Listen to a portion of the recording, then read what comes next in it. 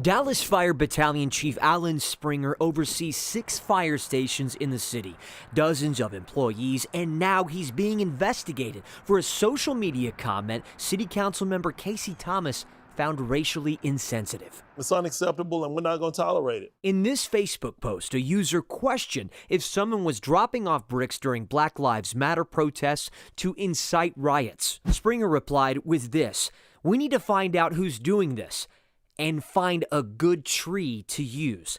Thomas, shock and outrage, felt the comment was distasteful considering the country's climate. Should we be seeing this kind of investigation with someone in a leadership role? Absolutely not. In simple 2 words: termination or demotion.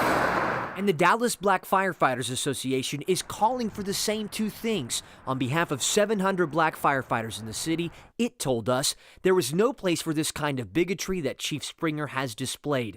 The members of our association feel uncomfortable under his leadership due to these actions. The Dallas Firefighters Association echoing a similar message. "We do not condone any sort of racism in the Dallas Fire Department, either between the firefighters or between firefighters and citizens.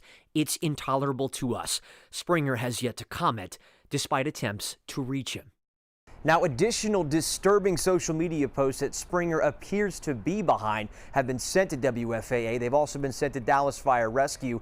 We're working to verify them right now. In Dallas, I'm Matt Howerton.